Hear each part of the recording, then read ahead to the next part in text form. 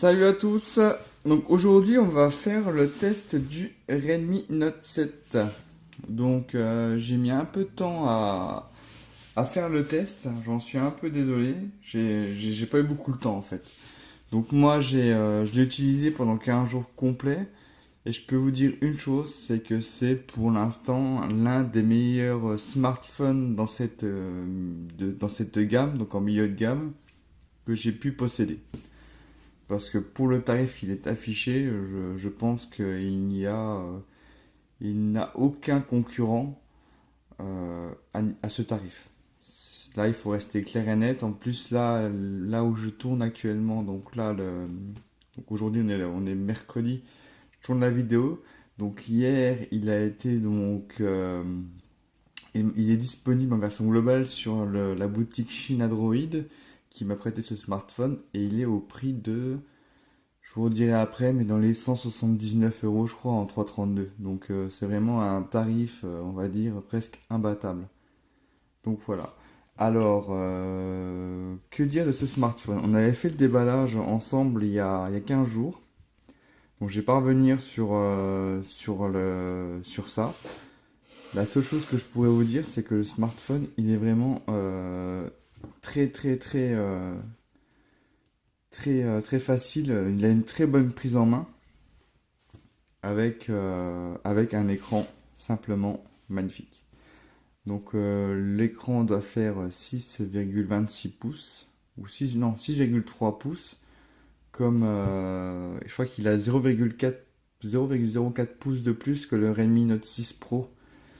La seule différence qu'il y aurait entre les deux, ça serait donc l'encoche. Là, on est sur un écran à goutte d'eau. Alors, qu'ai-je que pense quelles sont mes pensées de ce Xiaomi? Donc en utilisation, j'ai trouvé aucun souci. Il est quand même équipé du Qualcomm Snapdragon 660, sachant que le Redmi Note 6 Pro était en 636.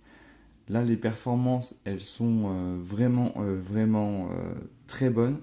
On est sur un test en tout dans les 144 000 points, sachant que le Redmi Note 6 Pro est, je crois, dans les alentours des 107 ou 116 000 points. Donc déjà, et il ne faut pas oublier non plus que le Mi 8 Lite possède aussi le Snapdragon 660. Donc niveau puissance, il n'y a rien à dire. En version 332, moi, c'est pas les versions que je préfère tester. Je vous dis franchement, je préfère du 464. Le 332, pour moi, c'est vraiment le minimum. Donc, sur un smartphone comme celui-ci, je vous proposerais plus partir sur un 464. Même si le 332 vous suffira largement, sachant que la mémoire est extensible via micro SD. Donc ça sera 2 nano SIM ou une nano SIM et une micro SD. Donc vous pouvez pas avoir deux nano SIM et une micro SD en même temps. Après, qu'est-ce qui m'a charmé sur ce téléphone? Donc c'est le dos en verre. Ça c'est une grosse nouveauté sur Xiaomi, sur Redmi, parce qu'on va dire que maintenant Redmi est une marque à part. Vous voyez bien que c'est marqué Redmi by Xiaomi. Donc c'est le dos en verre. Alors, le dos en verre, il est magnifique. Moi après, je voudrais bien l'avoir aussi en rouge rose, qui doit être vraiment très beau. Le contour en aluminium, qui est aussi du plus bel effet. Le port USB Type C, qui est, pour moi, c'est merci Xiaomi, enfin merci Redmi de nous avoir mis un port USB Type C sur un milieu de gamme, parce que c'est vrai que on en avait un peu marre d'avoir des ports USB, micro USB sur la gamme de Redmi. Donc le Redmi Note 5, le Redmi Note 6 Pro. Pour moi, le port USB Type C, c'est l'avenir. Et j'arrive toujours pas à comprendre pourquoi les constructeurs s'entêtent à mettre un port micro USB sur les smartphones en 2019. Et si vous suivez l'actualité, le Redmi 7 a été dévoilé. Il est aussi en vente dans la boutique Chine Android depuis hier. Et ils nous ont mis encore un port micro USB. Donc là, ouais, j'aurais me suis dit, ça aurait été plus logique de mettre sur les smartphones de la gamme Redmi directement un port USB type C, mais bon, ils l'ont pas fait. Donc voilà, je vais pas m'étendre plus sur la question. Pour moi, le port micro USB, C'est vraiment, c'est pas le top. Sinon, bah après oui, donc on pourra toujours voir, comme j'avais mentionné, le capteur photo qui sort vraiment. On reparlera de la photo après.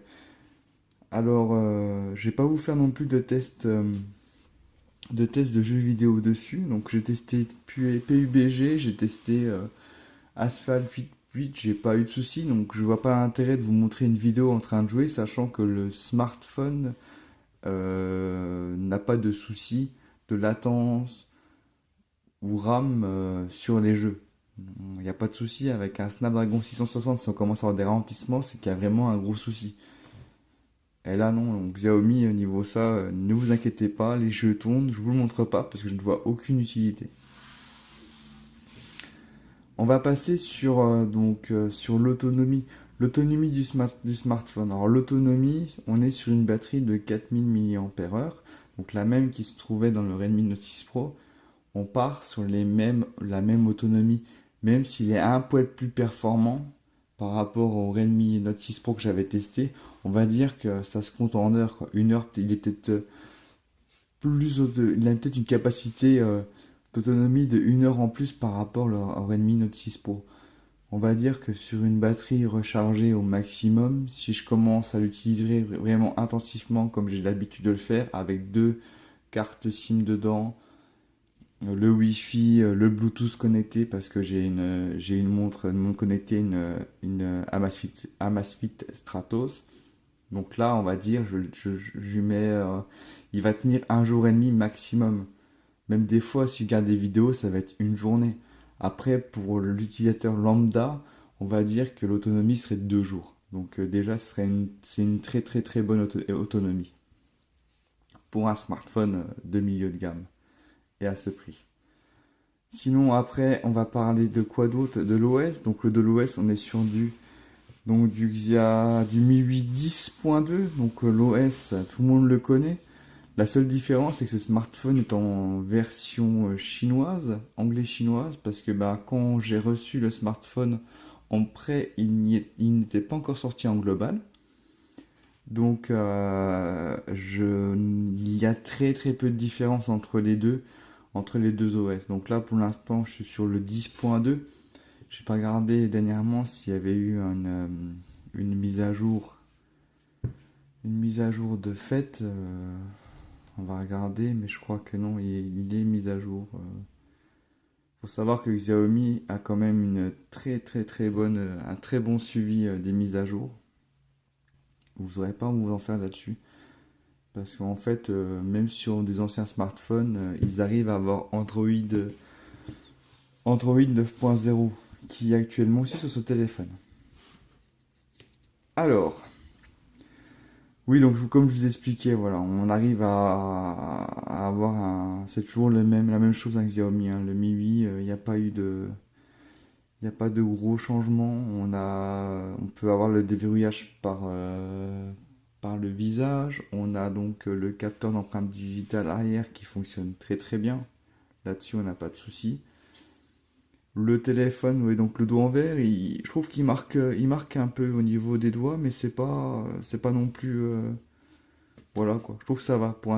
J'ai vu pire en fait dans les smartphones. Là, ça va, il marque, mais sans plus. Au niveau des traces de doigts, mais bon, de toute façon, un téléphone comme ça, c'est conseillé, même plus que conseillé, c'est de mettre une couche de protection, sachant qu'il y en a une qui est fournie avec le téléphone.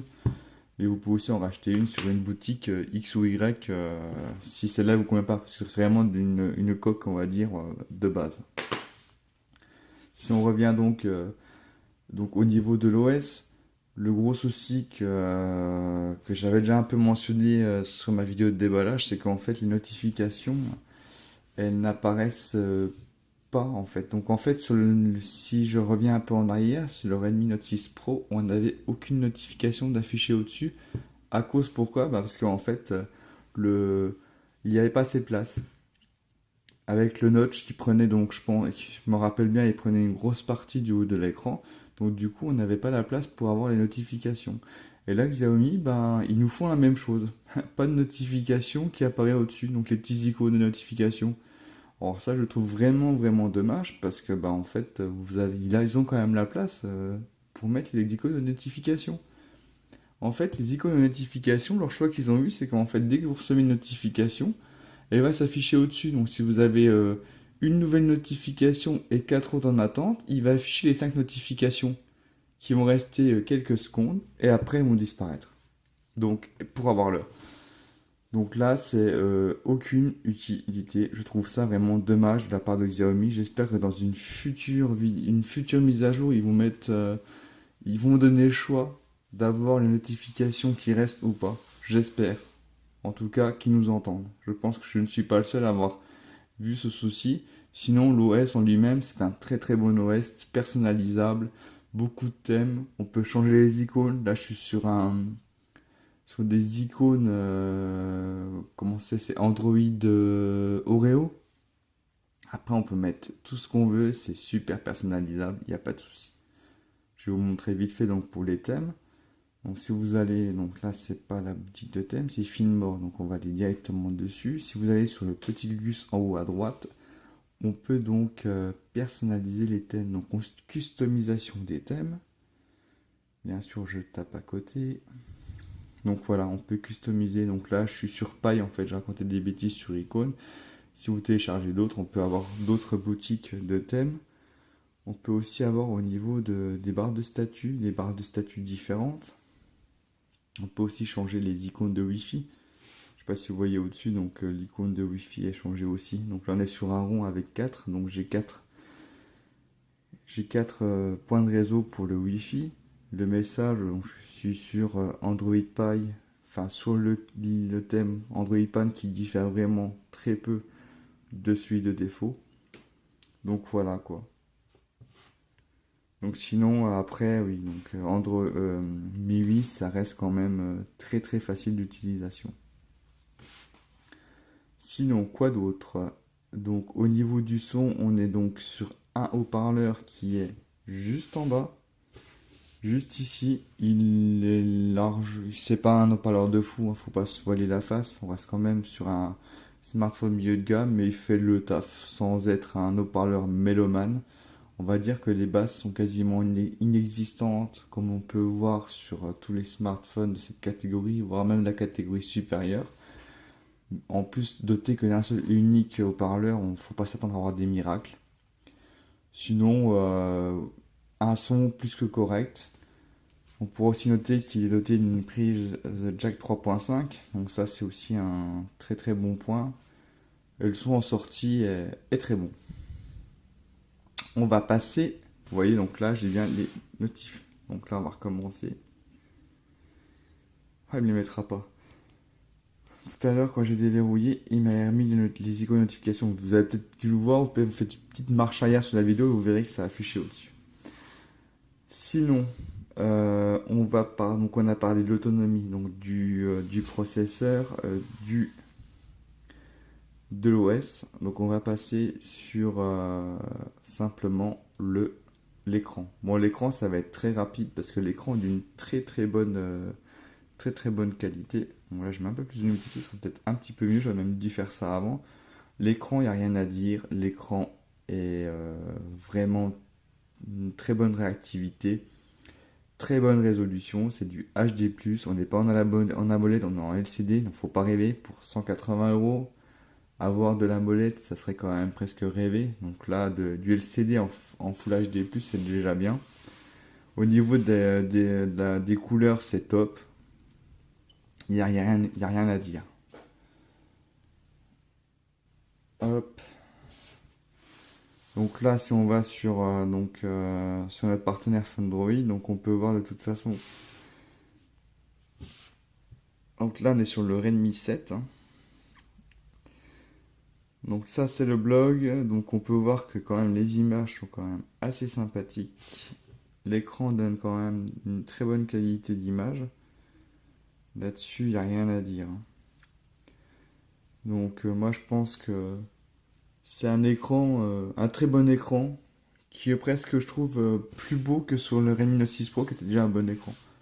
On va dire qu'il est légèrement mieux. Mais comme j'ai déjà stipulé sur une dernière vidéo, les écrans de Xiaomi, que ce soit en LCD ou en AMOLED, ont une qualité vraiment haut de gamme, quoi. Ils savent faire, ils savent bien gérer leurs écrans, leur colorimétrie, tout ça, les contrastes, les blancs, et franchement, comme vous le savez, il n'y a pas de souci là-dessus. Ensuite, au niveau des capteurs photo. Alors, Xiaomi nous dit on est sur du 48 millions de pixels. Et je peux vous dire que je raconte pas de bêtises. Allez, vas-y, fais-moi. Il voudra pas. Si, ça y est. Bien sûr, je le tiens à l'envers. 48 millions de pixels AI Dual Camera. Vous allez me dire 48 millions de pixels, oui. Alors en fait, c'est simple.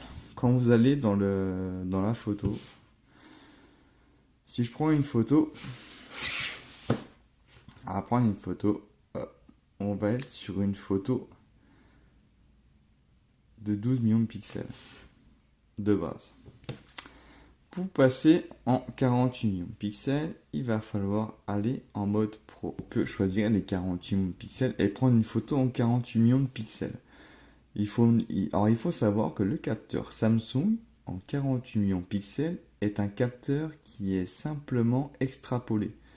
C'est-à-dire que c'est un capteur de 12 millions de pixels qui est extrapolé en 48 millions de pixels. Il faudra juste en fait, quand vous êtes en 48 millions de pixels, excusez-moi, l'appareil photo va prendre 4 photos de 12 millions de pixels et les associer. Donc en fait, on n'est pas sur un vrai 48 millions de pixels. Donc voilà. Et bon, l'extrapolation des objectifs photos ont déjà été révélés donc, sur plusieurs modèles, même de Xiaomi. Hein. Donc il n'y a rien de surprenant. Il faut juste bien savoir que le capteur photo est à 48 millions de pixels, mais extrapolé. Donc ça, c'est vraiment le truc à savoir. Après, on va dire que moi, toutes les photos que j'ai prises, je les ai prises en natif. Donc on est sur l'appareil photo, c'est du 12 plus 8. Hein. 12 millions de pixels et 8 millions de pixels. Donc moi, toutes les photos que j'aurais pu prendre, donc je vais vous montrer, on fera un petit tour des photos que j'ai prises de nuit, etc. C'est sur la base du 12 millions de pixels. Quand vous prenez votre application de téléphonie, votre application de photographie, il vous mettra directement sur le mode 12 millions de pixels. Il faut aller en pro pour passer donc aux 48 millions de pixels. Donc au niveau des photos, j'ai un peu de mal aujourd'hui. Donc voilà, les photos, là on est sur le selfie, en fait il s'en sort pas trop mal. Hein. Donc là on est sur un contre-jour. De toute façon vous allez avoir les photos en diaporama, ce contre-jour il arrive quand même à bien prendre le sujet, même si on voit quand même qu'il y a la lumière, mais il arrive quand même à fixer sur le sujet. Donc là je suis sur le côté, donc là c'est mieux, je n'ai pas de lumière, la lumière est sur le côté, donc là je suis vraiment net.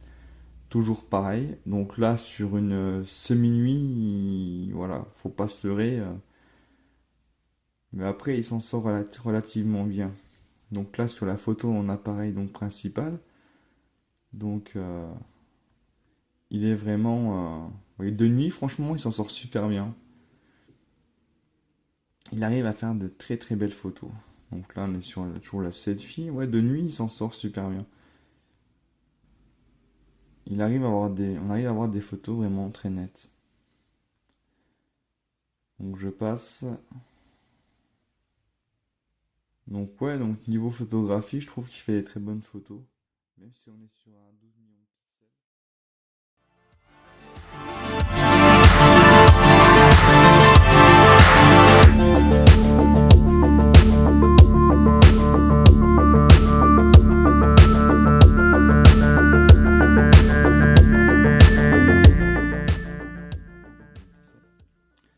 Donc voilà, donc niveau photographie, très bon téléphone.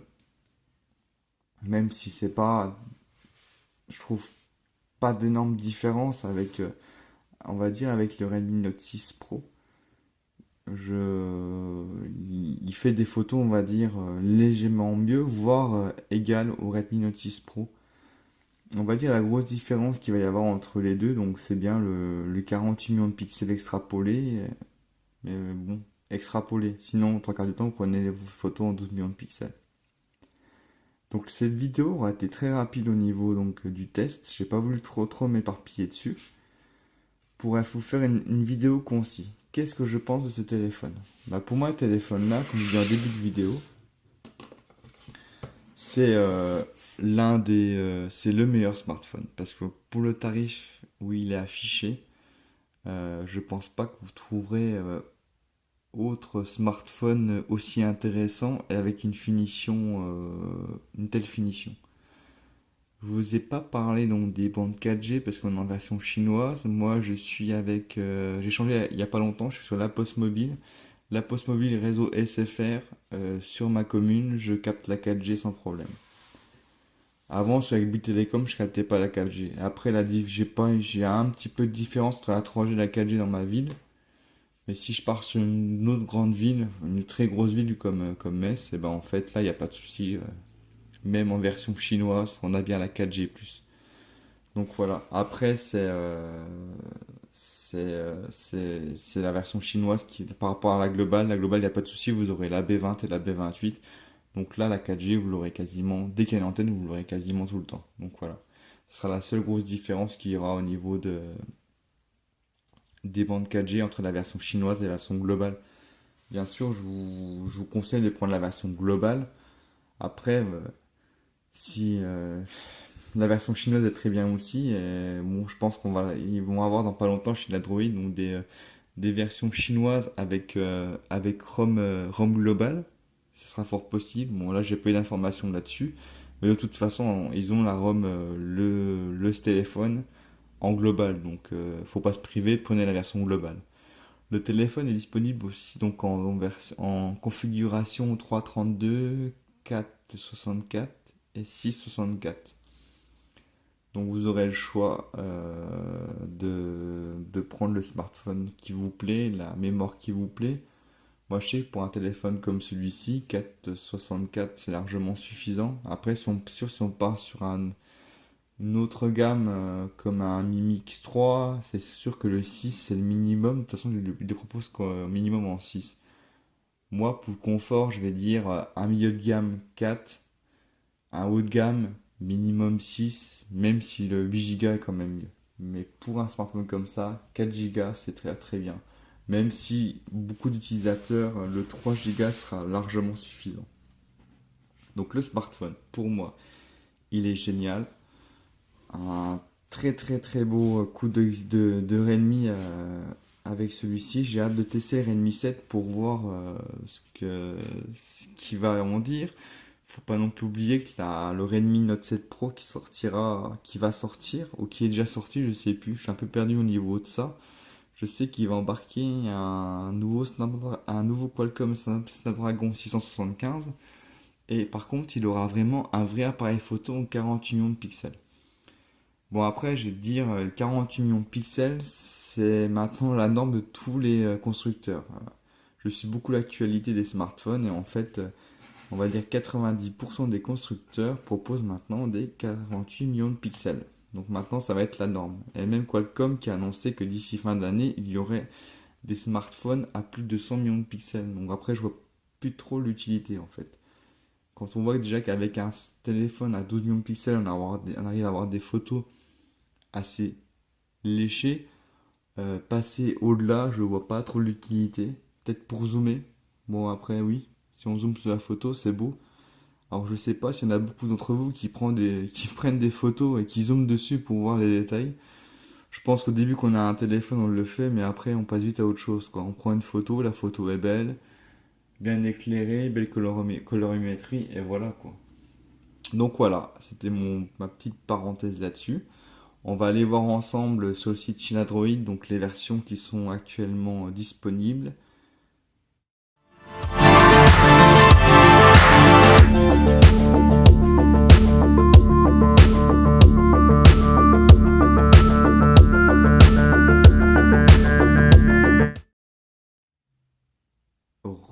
Donc voilà, donc vous avez toutes les cartes en main, donc je vous le conseille fortement. Il faut, si vous cherchez un smartphone milieu de gamme avec puissant, économique, avec une bonne autonomie, des bons appareils photo, un bon système d'exploitation, ne vous gênez pas, il est fait pour vous. On va se retrouver, je pense, semaine prochaine pour la petite vidéo test de l'Amazfit Verge. Oui, vous avez ri, oui, Verge. Donc, c'est une montre qui est sortie au mois de octobre ou novembre l'année dernière. Donc, je l'ai acheté à ma femme. On va faire une petite comparaison avec la Stratos. Donc, ça peut être sympa. Et je peux vous dire que cette montre m'a vraiment énormément surpris. Donc, je vous dis à très bientôt et bye bye.